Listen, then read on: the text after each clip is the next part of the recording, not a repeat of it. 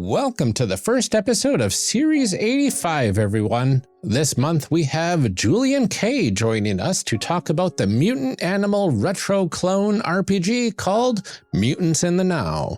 In today's episode, we learn about the origins of the game and what it's all about before diving into character creation.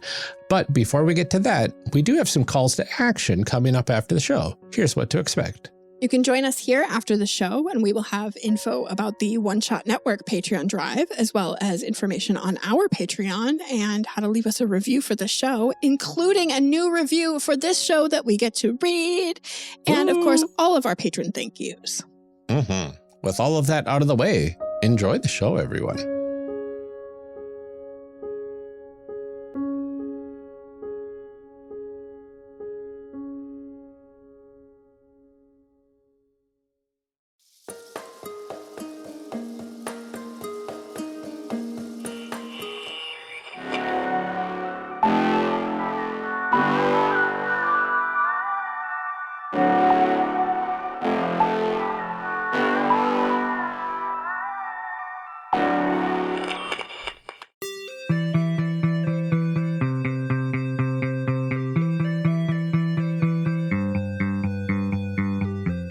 Welcome to Character Creation Cast, a show where we discuss and create characters, the best part of role-playing games, with guests using their favorite systems.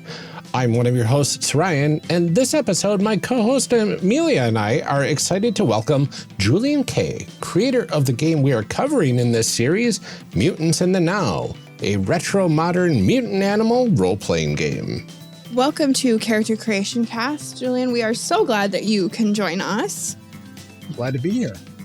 Could you tell the audience about who you are, along with your pronouns, what sorts of things you do, where people can find your work, all of that kind of stuff? The full intro, please.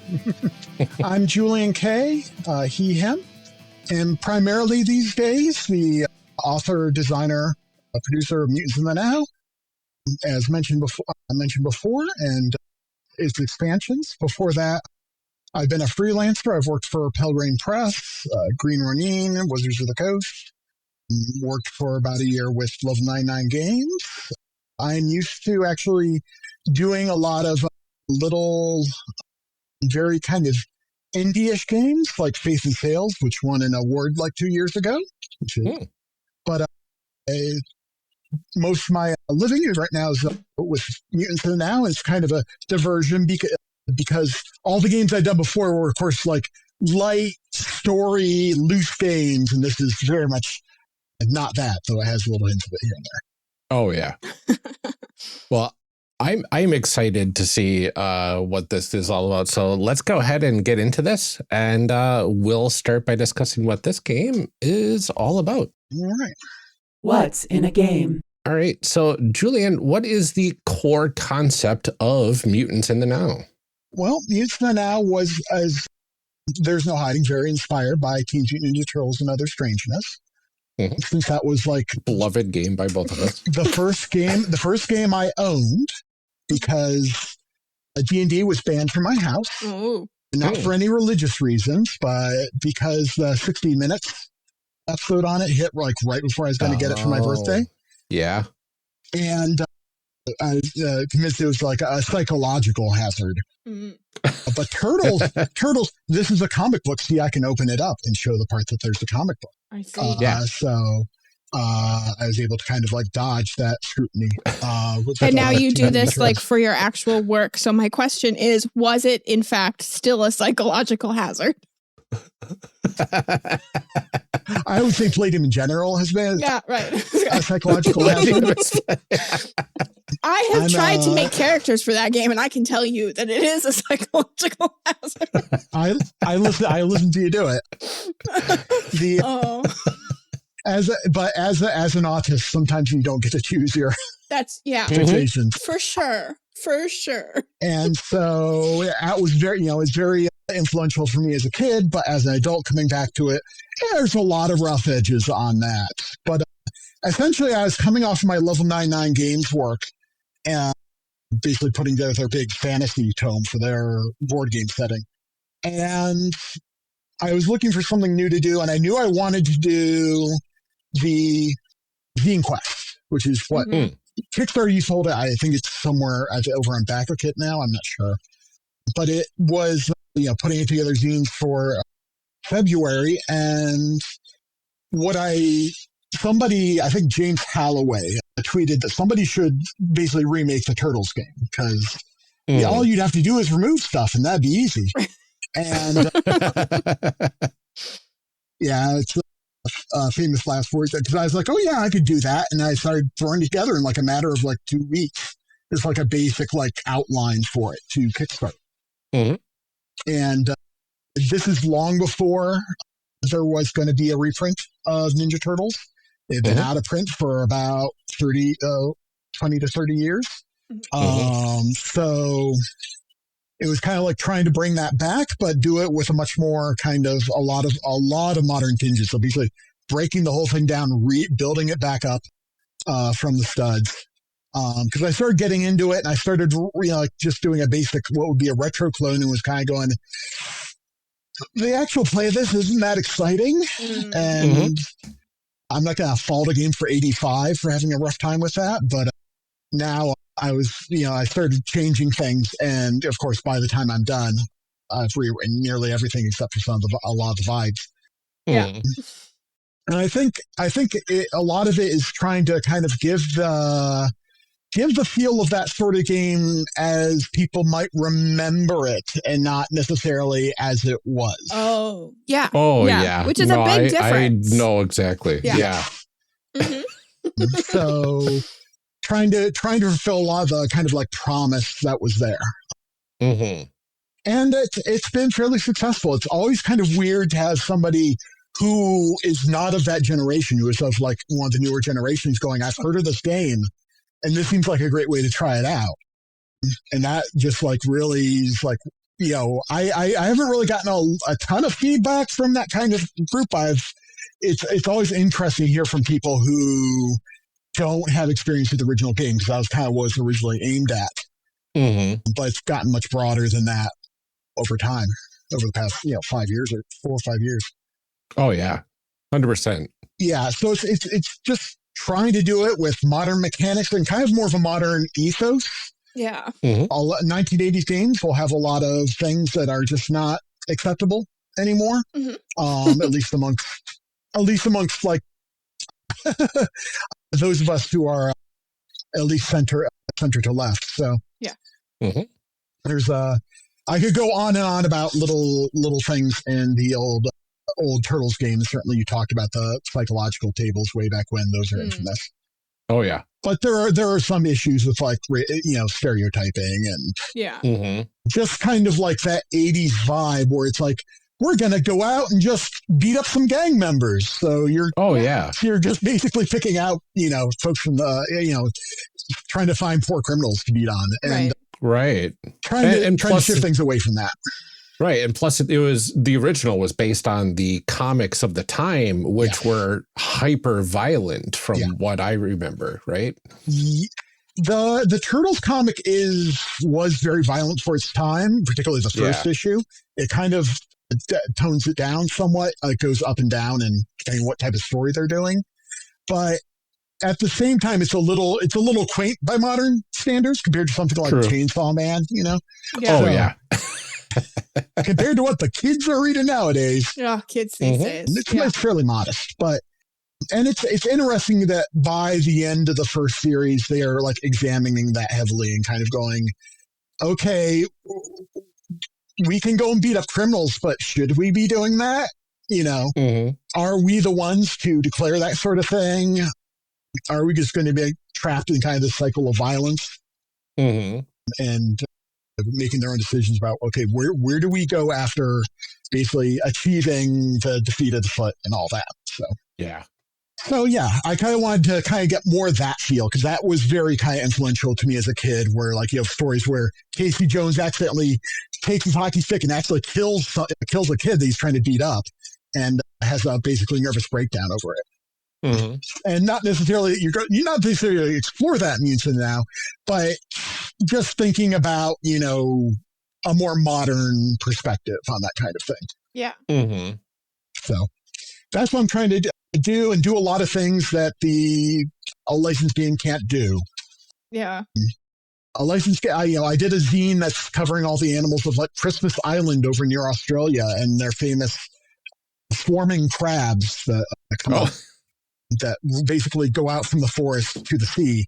And that's not the kind of thing you'd really do with a licensed game. You can't sit down and go, I'm going to spend a month doing this. Yeah. Right. As a Christmas joke. Right. That actually kind of goes a little bit into our next question, where we always kind of ask about the setting. And I'm really curious in this particular case, because you are taking a game, that like started off based on a pretty solid IP that kind of has, a full story and comics and all that kind of going on. And then you're trying to capture the vibes of not only like the mechanics, but like, that story too. But you are working outside of that IP framework. So can you tell us a little bit about how that worked for you and figuring out that kind of connection? Yeah, I mean, like from the start, I decided to do specifically Teenage Mutant Ninja Turtles and not the post-apocalypse after the bomb. Thank you. I would like to just a round of applause. Well, part of it was just the post-apocalypse scene is so flooded, and there are if you're talking like old school games, there's a ton of Gamma World spin-offs unofficially. Yeah, and there's just like so much to like even like explore there. Not only just like, is there a lot of stuff that's already been explored, but you're just like, post-apocalypse is like such a broad category. Yeah, and I didn't want to do it until I felt I had something that had my voice in it. And I have a concept running around in my head that has my voice in it, and I think would be really cool, but that's going to be way out there in terms of like time. I don't know. You just wrapped up a Kickstarter. I think now's the perfect time to get started on something, don't you? You're doing violence to me. I'm sorry. There was like somebody on like a message board was like, so are you going to do like a version, your own version of all the Palladium games? I'm like, are you trying to kill me? Oh my God. No, why would you torture yourself? I don't want to. No, or I could go to therapy. Either one.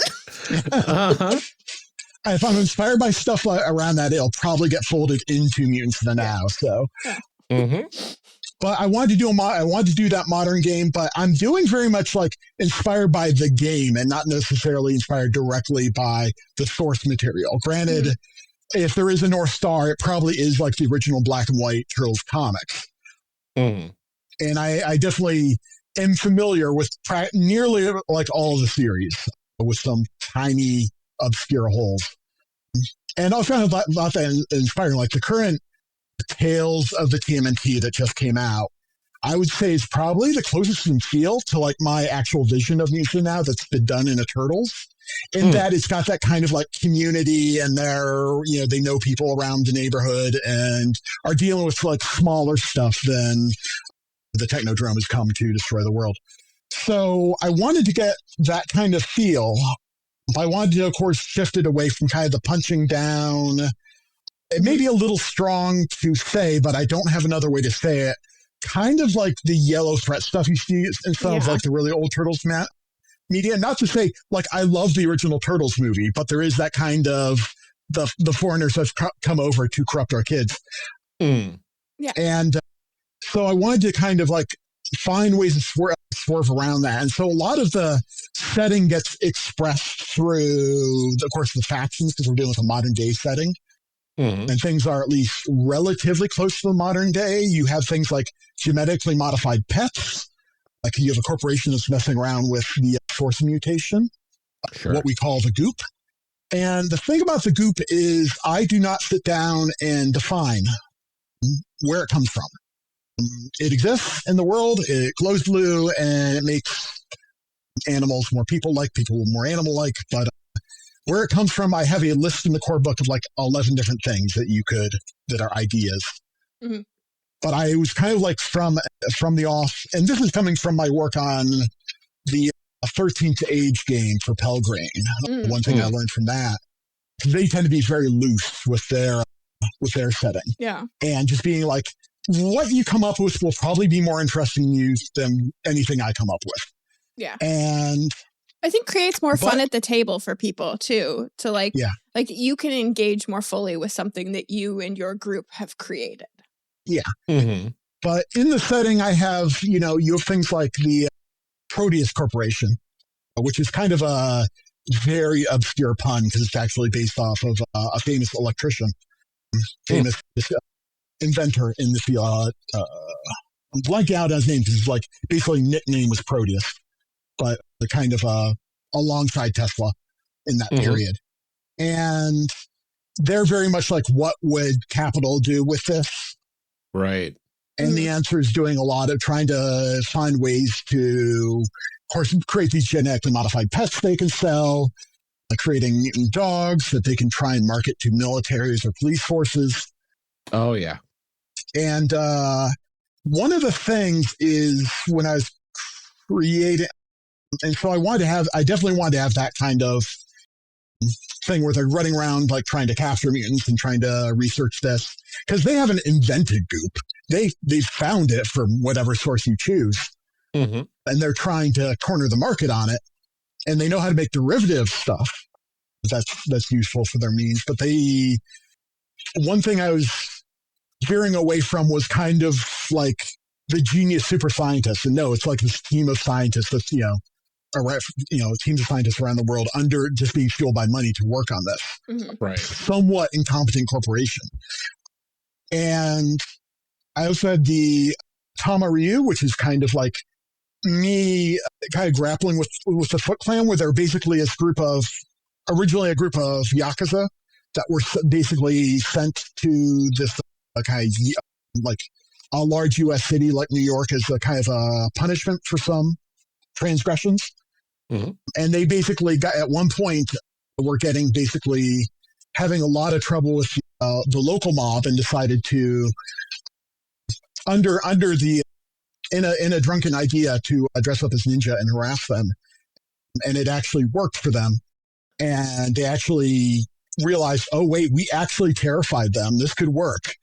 And so the idea is that there's no traditional ninja thing there. It's more just we are copying everything from pop culture and whatnot to be this terrifying ninja clan.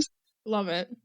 And so you have kind of it allows them to be pretty goofy in what they do, because they're always trying to find ways to be more surprising or to catch people off guard or what have you, in the ninja ethos, but not necessarily falling prey to a lot of the stereotypes and tropes associated with that. Some of them, obviously, because they're leaning into that, but yeah. And you have things like is actually blacked out in the book, but I usually, when I'm writing down, have visitors from other dimensions. You have Vox Nex Velicus, who's basically trying. Her whole thing is that she's basically trying to. I think of almost her being inspired by speed running, but trying to find a way to conquer the world. She is your cartoon villain if you need it. Okay. But she's just I have. She's just trying to do as much damage as she can because she has no moral connection to this universe or anything like that. And trying to find different ways she can break things and whatnot. Even though that she is basically a little rodent creature. Yeah. I think that makes it even better. Remotely pilots a suit from another dimension. So, so yeah, you have a lot of, and so it kind of the feel of things kind of comes around from that, where you constantly have the question of what people in power are doing with the scoop. In the new book, I'm getting to some governmental stuff that's very informed by the current state of the U.S. government. It's I don't ironic. know. Our government isn't up to anything. I think everything is fine. Nothing to see here. Well, it was originally in the core book that you have this invasive species service that gets. Bear in mind, this is being written in 2021. Yeah. Well, that's under this completely out of his depth incompetent guy who ends up discovering mutants and going, okay, we're going to capture these and lock them away. What are we going to do with them? Profit? We'll figure out some way to profit from this. Yes. And now with the current political climate, it's oh, well, I have to bring them back and detail them more now. Yeah. And have them, running around with basically no budget trying to capture mutants. Yeah, it's capture and then question mark, and then profit. Like those are the three steps. Yeah, they have some ideas of what they want to do, but they can't really decide on anything. Yeah. So, but try some things, see what sticks, you know. So it's very much kind of like the modern world with a bit more like genetic manipulation. You have what's called paratech floating around, which is a parallel Earth technology, which tends to fall apart. And so it's usually a race to discover it and try and break it down and figure out how to reproduce it locally before it stops working. But and I've got a lot of stuff going through my head of transdimensional stuff because people are demanding that. That was probably the most successful book of the original run was the old Transdimensional with its mutant That's dinosaurs my favorite. And dinosaurs, time travel nonsense. Yeah. And I did a little tease of that in a book I did for April Fools, which is called Old School Renaissance. It's one of the zines. And it is strictly about playing time traveling Renaissance artists that are also mutants. And that way I can have Leonardo, Raphael, Donatello. So, are you proud of that? Too proud of it. I would be. Prouder than you have any right to be. So, it's really good though. They're real artists. So. Yeah, Raphael is that's excellent. Honestly. Oh, it's so good. And Ryan never met a time travel story that they didn't want to do. So yeah, I'm just I just kind of been beating my head against it a bit and doing research behind the scenes for it because the transdimensional TMNT is the solutions are so elegant and it's just like I don't want to direct copy them directly and trying to go into what inspired them, what was behind his mindset at the time and having to just kind of guess at that. But looking at like old 80s books about time travel, which are different. Oh, yeah. Absolutely. But yeah, the big thing, I think it's really hard to sum up in like a real pitch, but just like taking this really cool idea of having these weird mutant animals and processing it through kind of a more modern context and bringing it around to be a friendly game these days. So yeah. Absolutely. I've heard so many good things about it. I do audio editing for Phil Vecchione and Sandro for Pandas. And Phil talks about it all the time. So I know he is a big fan of it. And that's one of the big things I wanted to cover is see what this game's all about, because like Palladium's been a huge influence for me, obviously, and a huge negative influence for Amelia. So I don't think I knew that much about Palladium games before we started making this podcast. And I have to say, it's just because of the podcast. I wish that I knew less about Palladium.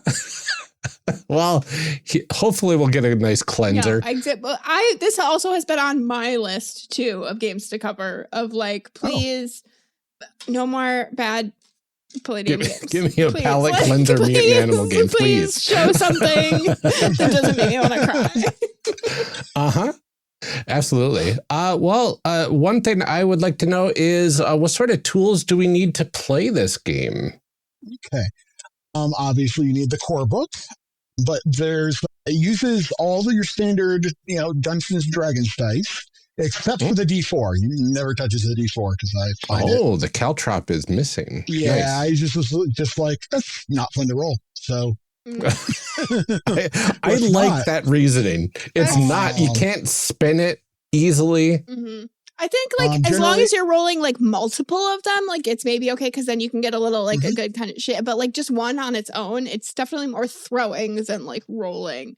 It's just doesn't have a good like feel. Sharp edged sets. Yeah, like the sharp edged sets are dangerous weapons. Yeah, I swear. Yeah, I mean, like I think even picking it up, it's already breaking alone skin. Is a good enough reason to just absolutely. But generally, you're using a lot of percentile for the out of combat and character creation. character creation also uses D6s. I'm sure there are others I am forgetting at the moment, but the combat uses a D20 and a variety of dice for damage and for other effects. And it kind of takes what was implied in older, I don't know if I want to say Palladium or Palladium games, where out of combat is almost strictly percentile and in combat is more D20 based. Yeah. Mm-hmm. So, but that is most of what you need. You'll want a character sheet at my website, j-k.games. I also have a mutation sheet, which is handy to use, that has most of the most reference tables on there, and just kind of like a place where you can add up when you're doing the mutations and doing the math for that. Mm-hmm. And there's also a fight sheet for actual play with most of the common like maneuvers and statuses, so Nice. that you don't have to like flip around to track that. That was like one of the first requests of playtesters. So. Yeah. Oh, yeah. I love a like quick start, quick fact sheet, hands down. My favorite part of books. Aside from random tables. I love rolling on random tables. One of the things we like to ask, and especially when we have designers here, what kind of like stories and themes are you hoping that people explore in these games? Obviously, you're not standing behind anybody at their table telling them like, no, you're doing it wrong. But Yeah. we've talked a lot about vibes and things, so I'm sure you have thoughts. Yeah, and a lot of it is, as I usually say, fighting to find your place in the world while making it a little better along the way. That you're dealing with, of course, various figures and powers that want to go after you, and the question of like how you come to deal with that if you start going in. One thing I'd like to do in future books is more direct community building, but there is a bit of that in there. Mm-hmm. And trying to, part of it is also just getting to kind of explore this weird world and have adventures that are solved with martial arts typically. Mm-hmm. Also skills, but there's like, well, I'm coming up with villains like, can this be solved with martial arts? So at least on one level, if not all levels, Yeah. Mm-hmm. So I do wish more of my personal problems could be solved with martial arts. Yeah, honestly, nice. like that's the real fantasy. Yeah, well, it's like part of designing this game was looking at the original guy and going, let's take guns down, a few pegs, and make them kind of boring to use because it's the focus is on being able to express like this power fantasy of cool martial arts in there, So. Yeah, absolutely. So what sort of things do characters then do in the game? Like what sort of capabilities do you have as characters? Well, characters will generally they're generally fairly competent compared to a lot of older games. You'll generally have skills, generate partly due to your background. Like, of course, be it having more survival skills if you're just, left on your own, or various like professional stuff if you like got adopted by an organization or somehow got to get a higher education. But you have, of course, every character knows how to do martial arts, even if it's not strictly speaking what we would think of as a martial art. Okay. You have animal styles like Path Predator or Powerhouse Prey. Oh. And you also have, like I threw in the main book, was just called Improvised Panic, which is that kind of movie thing where you're kind of running around just trying to throw objects at somebody, and you don't really have any particular skills, but you're at least being resourceful enough to like use the environment around you and things like that. That's my best move, is I'll just knock over all of the things, and then it'll be chaos for both of us. Yeah, so I wanted to have kind of because Improvised Panic was there for just people who are just like, I don't, my concept does not gel with knowing a martial art. So one thing I found sorry if I'm tangenting a lot, but we love one thing I found in playtest is people kept picking Pack Predator or the various Predator or Prey styles because that makes sense. And so I ended up adding in a chart that's like how you learned martial arts with like 10 to 12 different things to justify you learning, like capoeira or Oh, yeah. Karate or what have you. And to encourage people to go, no, it's okay. It doesn't have to make perfect sense.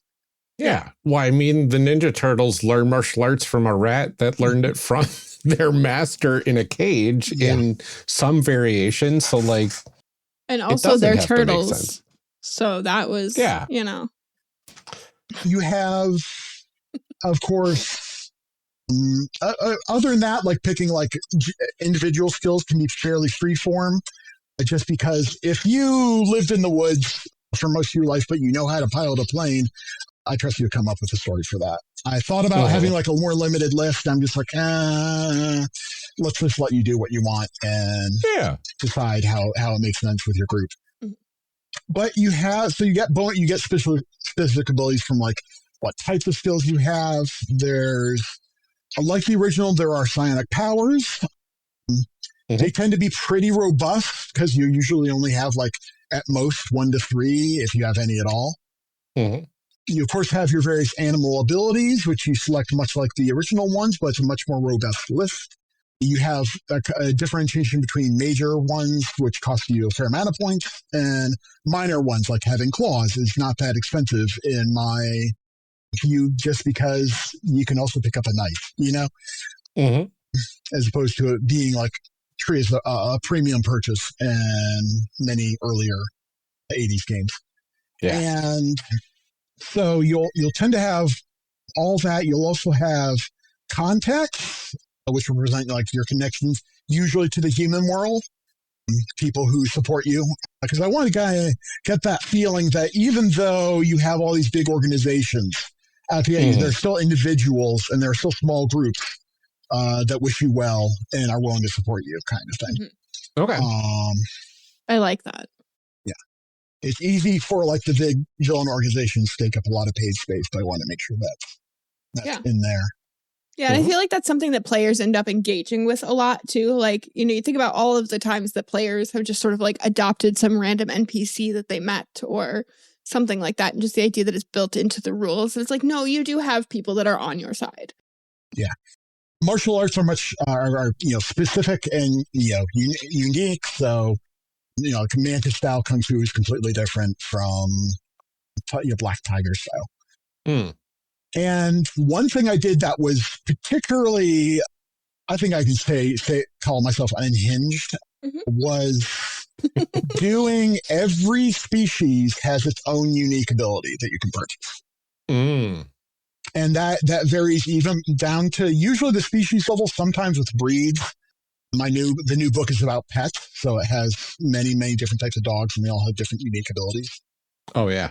And that's to keep, so like one of the issues with some previous games in this regard, not just the one that we've talked a lot about is like being a bear and a Wolverine is not like fantastically different. You both get claws, you both get like a strength bonus, you both get, very kind of similar abilities outside of like size, what have you.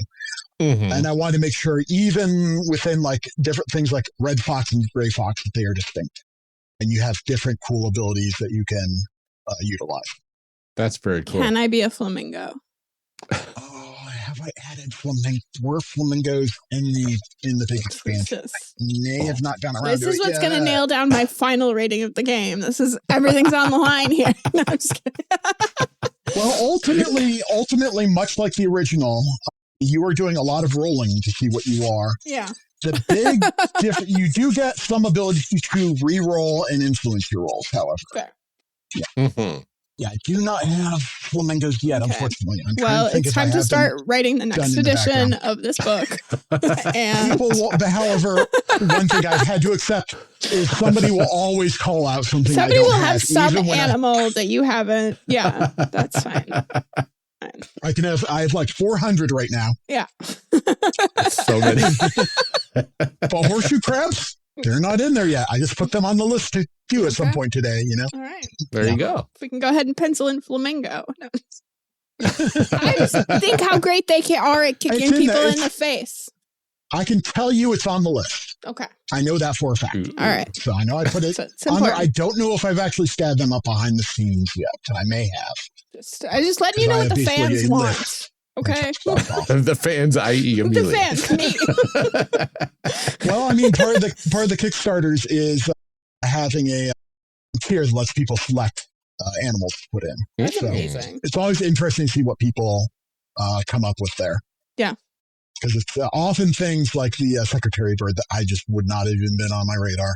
Oh, yeah. Oh, yeah. I think that we've covered this a little bit, but I want to talk in particular, usually like about genre. And we say, what is unique about this game? And I like to know what made you feel like this is a game that I need the world to have, that I like what niche is not being filled that you felt the need to fill. I mean, part of it was just having this really influential game that was like a starter game for a lot of people. Mm-hmm. It's almost like ubiquitous that D&D is like the starter game, but this is actually, the old TMNT was one of the few that, and somewhere I hear from a lot of people, this was my first game. For sure. And basically, a lot of that was kind of like bringing back the cool feelings of playing this, these weird mutant animals into a modern context and feel. And I think also one thing, and it's kind of weird to say because there's getting to be more and more of it out there, and this is the only thing I've really keyed in on after, like 2 years, 3 years of working on it, was there aren't that many games that serve. I shouldn't say there aren't many. There isn't a broad amount of furry games, and there aren't a lot of modern ones. Mm. I think especially outside of and especially outside of that like sort of cozy space. Like there are a lot of like cozy there's a lot of cozy games. Furry, yeah. And like I'm not into those. Like we've covered a few of them, but I've made it very known that like playing as a cute fuzzy animal is not for me. Like that's not the space that I want to play in.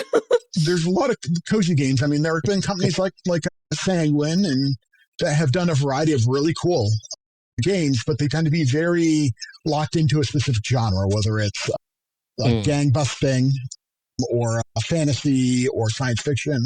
Mm-hmm.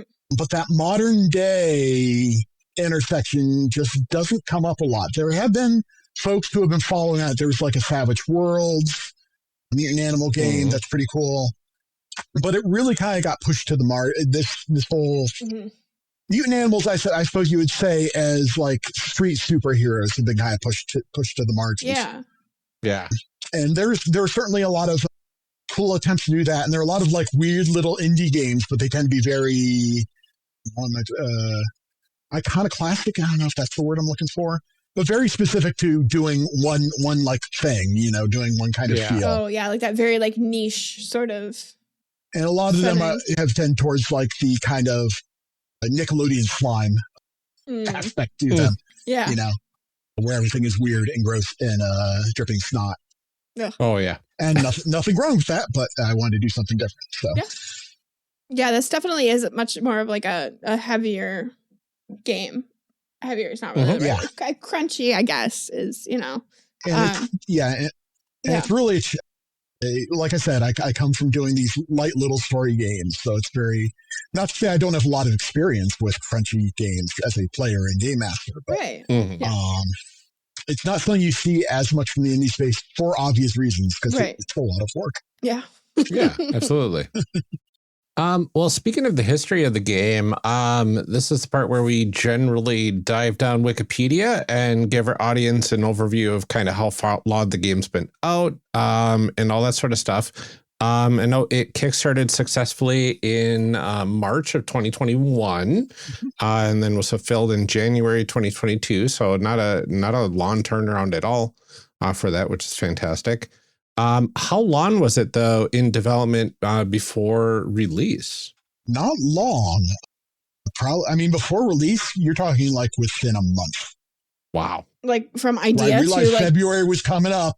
Time to get in. I just COVID had just started, and Level 99 Games, who I was employed at, dropped half their staff because of all that coming, and so I was just in free fall, and I had all the time, to sit down and start hammering on that.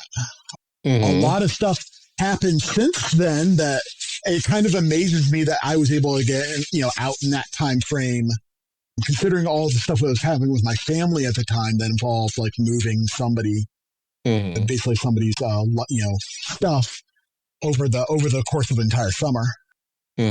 But yeah, just a lot of hard work, a lot of late nights. Yeah. Yeah. Yeah, it's a really quick turnaround from amazing. idea to like fruition. And I followed up with Mutants in the Net, which I think was 2023. And that was a bigger book that basically was almost like all the ideas I had wanted to put in the core, but had to cut for space and time. Yeah. So a lot of like humans becoming mutant animals as opposed to just animals becoming mutants. Weird things like randomized, what are called wild mutations, which are not necessarily related to your species. So you might end up, have a cat with bat wings or what have you. Oh, sure. And big expansion for the villains, a lot more psionic powers. So that was and that took a lot of time and effort, but I was lucky enough to get Sophie Campbell, who at the time was writing and drawing the Turtles comic book for IDW. Oh, nice. To do the cover. And so that was a great honor to have her working on that. Absolutely. And it was one of those things where I actually approached her and I'm like, hey, I've got this game you might be interested in, since I know you were into the old Turtles RPG. And she's like, oh, yeah, I already bought it. Oh, God. Yes, I've heard of you. Oh, okay. So, yeah, it's kind of been, I went through a big move myself, and so I did the little Mutants and the Mini Zines, kind of keep things rolling, and now I'm doing Pet Shop Blues, which just finished Kickstarter, and that's going to be hopefully a pretty quick turnaround, like within I'm hoping for 2 months, but because it pretty much was practically done at the time of starting the campaign. And that is themed around pets, dogs, cats, and various options for them, whether you're doing sheep herding as a fighting style or picking any like the 60 types of dogs we have in there. Plus a bunch of birds and aquarium fish and reptiles and all that. Of course. And having, of course, like new villain organizations that are very much of the times. I think one of the things with Mutants in the Now is just not wanting it to be. The problem is like thinking about it's like, oh, this is probably going to date it, but at the same time, I don't feel like I can ignore this at the moment. So no, and that's such a hard line to walk between I want people to be able to play this in the future, but also like this is what I'm going through as the person making this, and like I need to be honest about that this is reality. Yeah, and I have like a sidebar for like the invasive species service where it's just like, this implies a form of meta plot, but do with it as you will. And if you're opening this up to like 10 years later, here's some justifications you can use for it. Yeah. But I also have like Alpha Squad, which is a bunch of mutant dogs that have been raised by this hard-bitten mercenary who has taught them that they are all alpha males. Of course. They all kind of like represent different aspects of that mindset. It came from an idea I had for that kind of thing where it's like, wanted to have like a biker gang along those lines. And I was just like, no matter how I think about this, there's not a way that they're not somewhat justified. And so I wanted to get around that. Yeah. So they're kind of like basically rejected mutant dogs from the big corporation who have been taken in. I'm curious what TikTok looks like in this universe. Oh, God. Yeah, I haven't gotten in too depth on something like that, but it's probably got some wild stuff going on here and there. I don't know that I need to know about that. I think it's bad enough. Thank you. Well, one playtest had somebody who was a streamer. Oh, God. Of course. And just like having people believe that they just had a virtual avatar. And no, it's just them. Oh, my God. That's actually such a good idea. Brilliant. That's so smart. Wow, the graphics on your avatar are amazing. So good. Wow. You can even interact with your background. I always call it like discovering characters, and it's always interesting what people discover that they would not have played normally otherwise. Yeah. Absolutely. Are there any terms or concepts that you think people need to know before we dive into our actual character creation? Like anything that they would need to be aware of to keep up with what we're doing?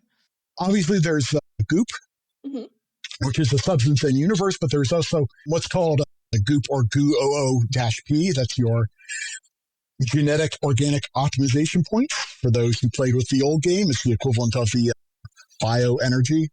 There tends to be what are called dramatic rolls, which are what would be called skill rolls in other games. But they don't dictate what skill you use. You just tell the GM what skill you're using. Okay. You have fight scenes and fight rolls, which are where things break down to combat. Sometimes you'll see when you're going through the plus A or plus D, that's advantage or disadvantage. Okay. Which will be fairly familiar to most folks who have played like 5e or something like that. You get there are a variety of statuses that will often be referenced, like unbalanced, stunned, startled. I won't go over all of them at the moment, but if you have any questions, there are a variety of effects. Other than that, there's what are called takebacks as you go through. Those let you spend to re-roll, or what's called flip a percentile roll. And flipping is a term from other games, but like if you have an 87, you can turn it into a 78, for example. Oh, okay. So, and that's also how it works it's like if you have advantage on a percentile roll, you have the option to flip it. Okay. Very cool. I think the only other thing that's not going to be as intuitive is marking attributes and skills. Sometimes you might be asked to mark attributes and skills.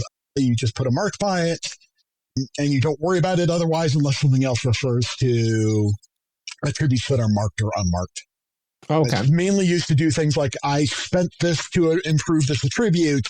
I can't do it again in this way again, for example. Gotcha. So. Okay. Are we all set to dive into character creation then? Let's make some people. Okay, so Julian, what do we need to do to start our character creation for Mutants in the Now? Okay. Well, the first step usually is deciding what type of group you are. I'm presuming we'll probably be doing a diverse group, where we all just kind of roll separate characters. But just for the record, there are connected groups where you all have the same background, the different species, and family groups where you all have both the same background and species. I do like the options in there. One of my favorite times playing TMNT, the original one, was we were a group of Wolverine mutants. We were just all Wolverine mutants that had the same background, and we were crime fighters, and it was amazing. That's really fun. Yeah. I don't think we did anything even remotely, because we just rolled randomly for everything when we did our stuff. Because whenever given the opportunity, if somebody says, do you want to roll randomly or do you want to? And we don't let them finish. We just say, roll Give us the randomly, randomness, please. Yeah. Okay. All right. So diverse group. That's what we're going with. Yep. Yes. And before we get too far, I suppose the big question is whether or not we are just going for the base game or including any expansions. I feel like just the base game, just because I only have so much like screen space. That's perfectly fair. Open books.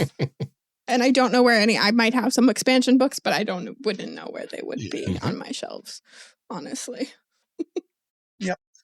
For the record, the main ones are Next, as aforementioned, and Old School Renaissance gives that tiny chance to play a time traveler. Renaissance artist. So you will start with 4 takebacks. Okay. Okay. I may as well play along. Oh, yes, you do get to make a character as well. We highly encourage you to and make one as well. Usually takebacks can be used to re-roll a tribute entirely during the attribute step 3. We are on step 2. Okay. You can add a roll of 1d6 to a unmarked attribute, mark it, and then subtract that roll from a different unmarked attribute of your choice. Oh, interesting. It allows you to re-roll a percentage roll. If the result is the same as before, re-roll again. And then you can take the roll of your choice. So if you didn't like what you got on the second roll, you can still take the first. Or flip a percentile roll. So, as mentioned, a 56 would be a 65. Mm-hmm. So from there, with all that in mind, we can move on to step 3, what you're good at. And now, essentially, you'll be rolling 46 8 times and assign those two attributes in a row down the line. All right, in order that we roll them, huh? You'll be... All right. I love this because I always roll really badly on these and I end up with great characters that are so terrible at things. Mm-hmm. We do 8 times. Okay. And that's for, we are putting those on cognition, determination, affinity. Perception, strength, prowess, endurance, and speed. Okay. And once you're done with increase the font size. Once you're done with any like re-rolls, then we'll be determining your GUP, but we will not be bothering with the rest of the bonuses associated with the tribute. Oh, I actually did pretty well on my first one here. Okay. Oh, I got 9 for my first one. Whoa. I have 18. What? I know. This is the Dice Foley audio portion of the show. Yeah, it makes me wish I had my dice on hand, but I'm just going to have to do it. An old program called Sophie's Dice. So. Oh, I love that. It does make the rolly sounds, though, at least. That's what we're all in it for, actually. I know. Ooh, that was not Come on, bad. I need at least 1 6 on one of these dice somewhere. That wasn't it. Not above a 10, though. Hey, that's a good one. 18. That's my best stat so far. Pretty hot so far on my end. 17, 15, I am 17. not saying a word about how I am doing, lest I jinx it. Ooh, I mean, it could be worse. I mean, I would like to argue, like, has been worse, for sure. Yeah. I mean, we had those Shadow Dark episodes. I know. So everything's going to be held up against those. To Shadow Dark. Mm-hmm. Okay. All right, I got all of mine. Got one more, and then I can tell you how I'm doing here. One more. Oh. Okay. Dang, I did so good. I'm happy for you. I have a 12 as my lowest. Wow. Ditto, actually. My lowest is 9. It was the first one I rolled. Okay. I think I had 2 rolls that didn't have 6s in them. Wow. These are the dice that you got me, Ryan. Ooh. Very nice. Not the pokey ones for our listeners who can't see me holding up. These are my Borderlands dice. Yeah. Got the 4d6 matching set. Yes. Yeah. Because you deserve to have more than one. Well, they did great. Wonderful. And most of these are fairly self-explanatory, but cognition is specifically like your ability to understand complex systems and technology and a lot of human stuff. It's not just general intelligence. Determination is what it says it is. Affinity is what would probably be called charisma, but it kind of is your ability to understand and connect to other people. Sure. Okay. Whether perception, strength, self-explanatory, prowess is what might be called dexterity or agility in other games, endurance, and speed. Those who are familiar with the Palladium system might notice some nods in those names, but of course they're simplified. Mm-hmm. And I got rid of beauty because I am not going to decide whether or not a cat is better looking than a dog, or a rhino is whether how hard because like the net effect in those particular games is apes, cats, and dragons are the hottest. Right. Yeah. And I just don't want to spend a lot of time debating whether rhinoceroses are hotter than like geckos. Yeah. Because I just think that that's like a line of inquiry that I don't need to spend a lot of time on. Yeah, I did a book called Back to the Rifter with a friend that was overview and kind of comedy and commentary on Rifts. And in it, I included your dating guide to all the hottest dragons because they have physical beauty scores. You can break down which is the most attractive dragon, which is the most charming dragon. So, but with these scores, all you really need right now, you'll see there's probably a chart that says attribute value, prime mod, skill base. You're not worrying about any of that except for your bonus goo P after you do any rerolls. If you care to. I'm not going to be doing any because I was pretty. Is there a benefit to holding on to the takebacks? Yes. Well, okay. The takebacks, so obviously you can use them in later steps to like reroll if you're rolling for your species or your background and other things such as that. If you end with bonus takebacks left over at the very end, you get a tiny bit more hit points and a tiny bit more what's called superficial harm threshold or SHT. So, which is your ability to take kind of glancing damage. Oh, very cool. Okay. Yeah, so I see. And once you start taking hit points in this game, that's when you're going, oh, I'm taking actual injuries that actually gotcha. Me. That's what it feels very much like the nod to SDC and HP from except much more clear, I should say, because Palladium, sensible, useful. Palladium has a lot of optional tables as to what happens when you start taking hit points damage or a large amount of SDC damage. But are you supposed to use them? When do you use them? Figure it out yourself because we're not going to tell you. So, but it's just so mark down the bonus goo P based on each of your attributes and total it all up. Okay. You'll notice that the better you roll, the less bonus goo P you get.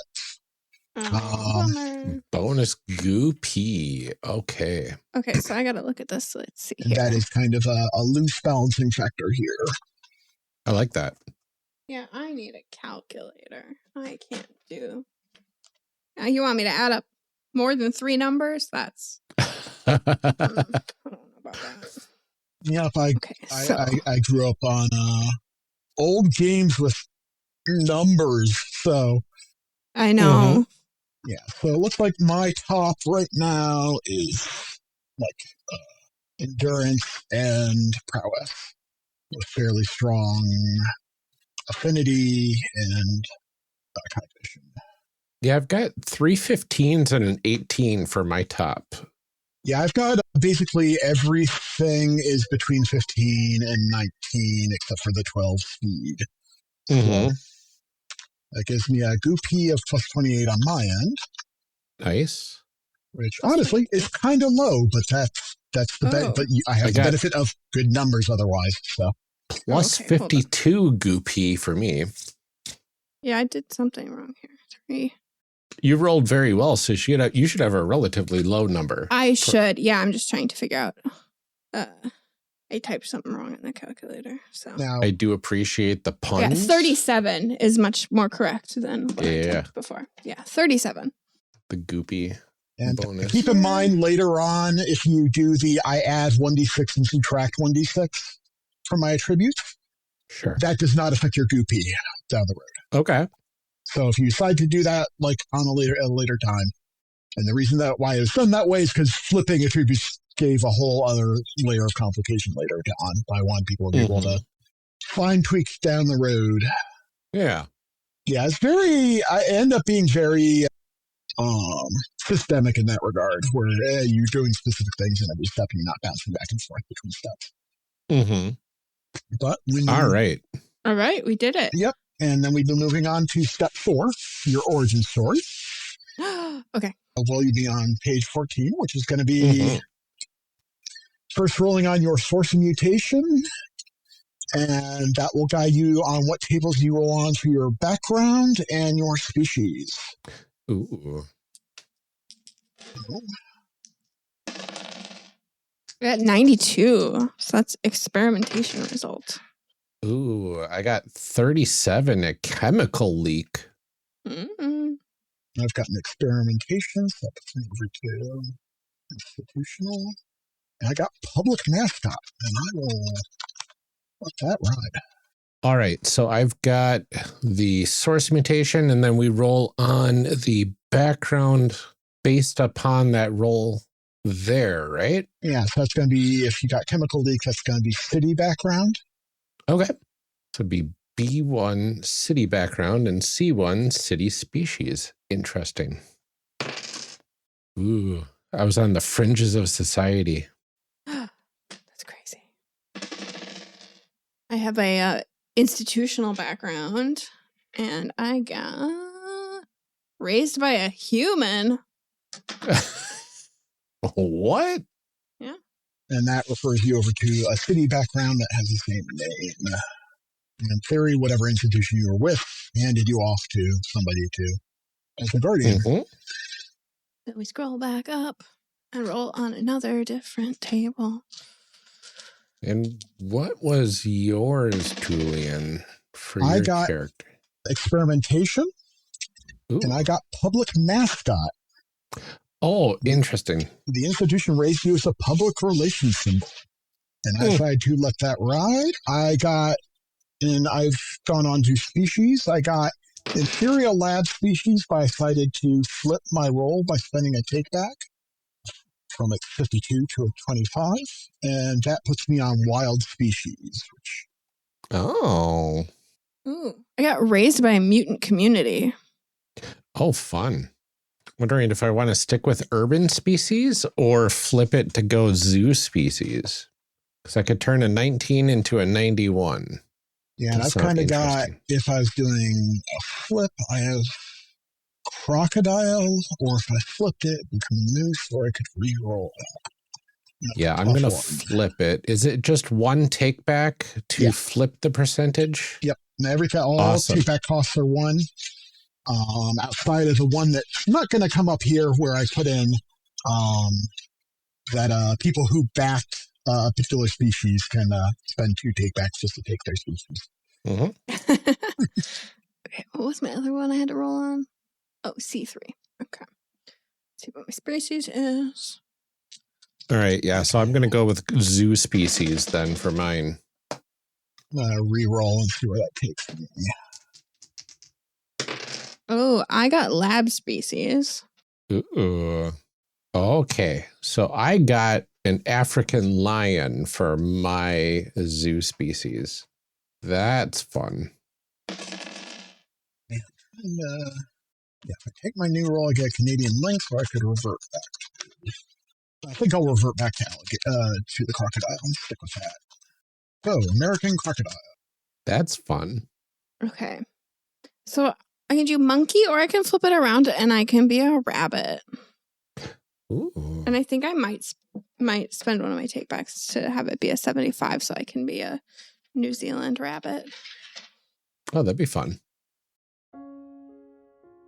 Call to action. Yeah, like that. So I think that this is a game that I mentioned a while ago that we should potentially cover, because you kept talking about Teenage Mutant Ninja Turtles and having to talk about Palladium games, which obviously we did. I lived to tell the tale. You survived. There's audio evidence of me being tortured. To the month. Oh my gosh. There's audio evidence of my misery for the whole world to hear. But despite all of that, listeners, honestly, I think this is a story of perseverance. Despite everything that I've been through, I said, let's record another mutant animal game. You did. That's growth. That's personal growth right, there. Yep. And I'm very proud of you, Amelia. Yep, that's growth mindset right there.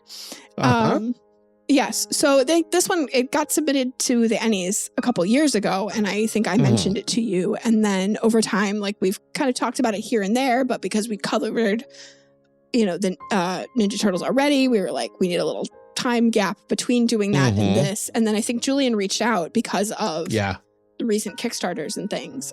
So I'm glad that we finally got to do this one. I'm glad Absolutely. that we got to do a mutant animal game that didn't totally traumatize me.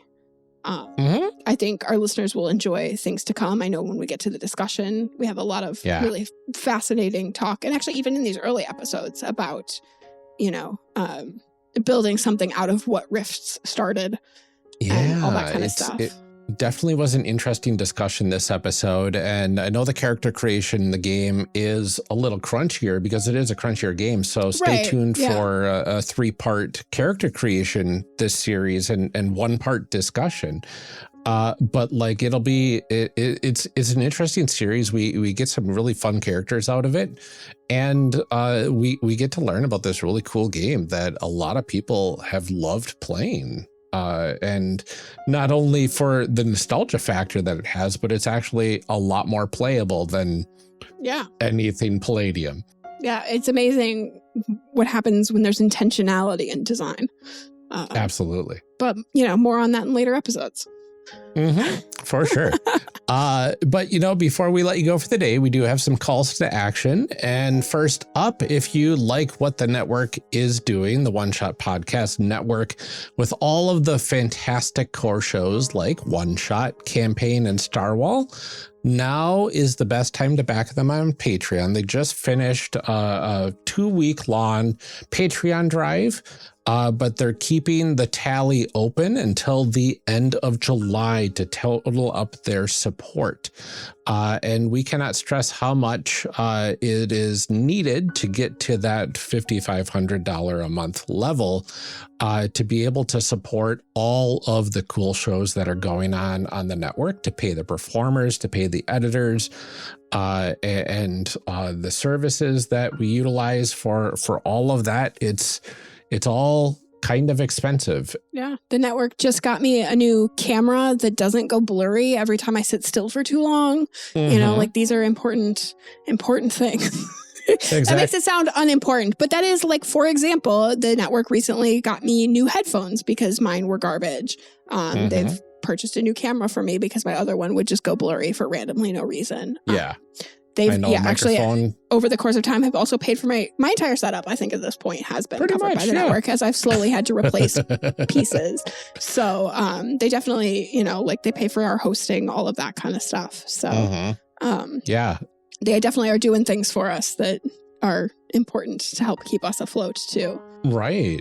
And I know there's going to be a lot of difficult conversations if we can't get to that level because, Campaign currently is weekly. That might have to stop being weekly. It might be going to bi-weekly. Campaign Skyjacks, it's on the penultimate arc right now. So once this arc and the next arc is done, then the show is over. And what comes next is in the balance. Is there going to be a third Campaign series, or is Campaign just going to wrap up with Skyjacks? We can't keep doing it if we don't have the funds to do it, right? Yeah. And Campaign's easily the most expensive show on the network right now. Yeah. Well, they want to be able to pay their performers to do things, because I think people often wonder, where does that money go? And, these are people who could be taking out their voice acting jobs and things like that too. So, they do pay all of their performers and things like that. Something we would love to be able to do someday, but, not right now. So there's a lot to say for it, for what that money does. Absolutely. So long story short, head on over to patreon.com/oneshotpodcast in order to donate.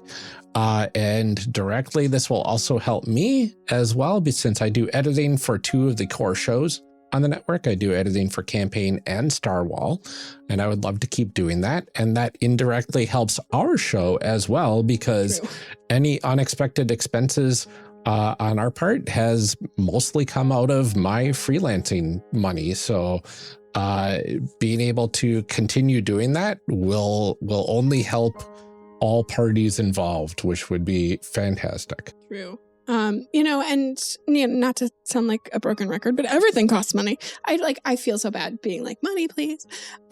However, if you'd like to help us out specifically, we do have a Patreon just for our show, for things that like the network doesn't cover. So things like the editing software for Ryan, the video conferencing that we use for recording all of our podcasts, the hosting of our website, all of that kind of stuff that isn't currently covered by the network. And so we have a Patreon to help cover all of that. We would love it if you checked out our Patreon at patreon.com/charactercreationcast. And if you're able to help us out, it would let us do more for the community and for the show itself right around the corner. Well, it says right around the corner, I think, because this is like the copy from last week. However, I just turned in my Ennies decisions, everyone, which means I now have free time. And Ryan and I actually have just been sitting for the last half hour discussing the things that we are going to do with our free time. More on that probably next week when we've officially nailed down exactly how we're going to do it. Yep. But we are going to be creating some bonus content. We could definitely use your help. If we get to the $160 a month mark, we can hire someone to do monthly updates on our webpage, which will allow us to put links to our guests and the games that we've covered. So we'll kind of have an archive of all of the things that we've talked about, because we know that a lot of people are finding us through the games that we've covered.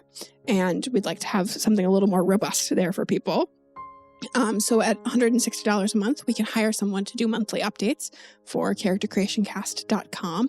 So, at that level, we can also create a unique enamel pin for all of our $10 and up Patreon backers. And then, we can keep doing all of the things that we're doing. And hopefully add more things in the future. We are really only 2 campaign level patrons away. So 2 $10 backers away. It's not very far away at all. Ryan and I also just talked for all of our campaign backers. Ryan and I just talked, and hopefully this week we'll be able to order the stickers that I'm designing, and I can get those sent out. Finally! I know I keep saying almost there. But because we got so behind, I had 6 months worth of stickers to design. So, hopefully we'll have those out in the next week or two. And especially if you're a new backer, you'll be getting your dice and your 20 stickers or whatever. I don't know how many it is at this point. It's going to be so many. So we really only need 2 more people to be able to get somebody to help with our website too. And, hey, who knows? Maybe if you have experience and you're one of our patrons, we could hire you. Who knows? Absolutely. Don't even have to be a patron, honestly. Yeah. But if we also get to that $200 level a month, not only will that unlock those yearly subscriptions so that we can offer a yearly subscription at a discount, it would also mean that we can afford to pay this person a little bit extra every month to go back into the archive of all of our shows and start adding pages for all of the missing games that are not yet out there on our website. Yes, a pile that is steadily growing the longer this takes. Exactly. I hate to be like, the longer this takes, the worse it's going to be. But like, we did just finish recording Series 86 for next month. So that's a lot of games. Absolutely. Yeah. This level's only 6 campaign level backers away. So it's not that far away, honestly. And I think we could get there by the end of summer if we get enough people to help us out in that area. Yeah. Like I said, joining the campaign level means that you get new stickers for every month that you are a patron. You get a set of 3 D6 C3 branded dice. I said that without messing up at all this time. Good job. They are beautiful Chessex dice in green, teal, and purple, our fabulous logo colors. And they are, personalized on the 6, I think, has our little character creation cast. Little C. Yep. You get a handmade thank you note from both of us that I hand make in my house, in my apartment, I guess. I don't know. It's handmade in Milwaukee, Wisconsin. All of that for $10 a month, along with bonus content that we are working on getting scheduled and sorted out. We also have tiers at the $5 level, which does get you the dice as well as bonus episodes. The $1 level that gets you various perks as well. We are going to be working on trying to get some of the outtakes posted on our Patreon, but we do also put out character sheets monthly on our Patreon. So like all kinds of stuff there. We'd love for you to sign up, even if it's at the free tier, just to see, what all is available out there. We'd love to see you. Absolutely. In addition to all of that, we do like to thank our current patrons every episode. Your support truly helps out a great deal. So let's go ahead and do that right now, starting with Lieutenant DJG, aka Tigranosaurus, and Eric Bonds. Thank you all so much. Daryl Holiday II, Shadim Cabal, and the Shyest Barbarian. We are so grateful to all three of you. Benjamin Sweeney, Rod Fletcher, and Kevin Brown. You shouldn't have, but we're so very glad you did. Tentacle Duck, John Adamus, and A3 Sketchpad. Thanks. Cole McCallum, Carlos Salazar, and Eric S. We're happy to have you here with us. Thank you. Ian Potmeyer, Liam G., and Brian Colm. Thank you all for supporting us so much. Thank you to Garden GM, Tanglefoot, and Blue Kryptonite. Your support brings us so much joy. Danny, Nicole Trainer, and Liam Murphy, thank you for supporting our dreams, our little podcast dreams. Kenny, Brian Kurtz, and Mark E. Fair, we're happy to have you here with us as well. Thank you. Drew Owen, Oz, and James McGinley, thank you for helping make all of this possible. Sean Metcalf, Robert, and Kevin Bates, thank you all so much. And we are glad to have you here with us, Dudley Edley. Thank you for supporting us. And thank you to all of our future patrons. If you want to join this phenomenal group of individuals, please head on over to patreon.com/charactercreationcast and help us out. And with more assistance, we'll be able to get those website upgrades to make exploring your favorite games that much easier. And if you want to join in the discussion with our hosts, that's us, some of our guests, and a bunch of fans, head on over to our Discord at discord.charactercreationcast.com. In addition to all of that, if you want to help us out in a way that does not require any money, because life be like that sometimes, you can leave a rating or review for our show on Apple Podcasts, Podchaser, or Podcast Addict. We read every 5-star review right here on the show as we get them. And we actually have one this time. So we're going to do that right now. I'm very excited because we went a long time without any. And so we sure did. It's big fun. Absolutely. So this review comes to us from Penguin Raider, penguin emoji, many exclamation points, from the United States of America on iTunes, titled Praise and a Question. And I might have an answer, but we'll see. So, love this show and the format, specifically the fan fiction section being my favorite. That's ours too. I love the discussions on how a campaign with your characters would be about and work. I also love the constant joke of not getting the dirty game all over the characters. It's never not funny. Just one quick question. If y'all don't do questions, that's completely fine. Just ignore the section. We do questions. It's fine. Sure, why not? Do y'all happen to know if the creator of Trash Mobs is still working on games? I haven't seen anything from her in a while. Thank you kindly for all your hard work and wish nothing but the best for both of you and your guests, friends, and family. Very considerate. Thank you so much, Penguin Raider. Thank you. I'm glad that you like the fan fiction. We love the fan fiction too. And we also love not getting dirty game on our characters. I know. Exactly. But to answer your question, you're referring to Mother Multiverse Media, who covered Trash Mobs with us ages ago. And I looked into it. The last activity I could find was from about a year ago on their itch page. I don't know anything beyond that, but I believe we do have her email. I might be able to reach out and see if things are going okay. But no promises there. Just an interesting, this potentially sign of the times and just needing to take a break from things for a while is my guess. Yeah, it's interesting because like I think we have, that's one thing that comes up when I'm looking at our website stuff too, is that, like everybody was on Twitter when we started.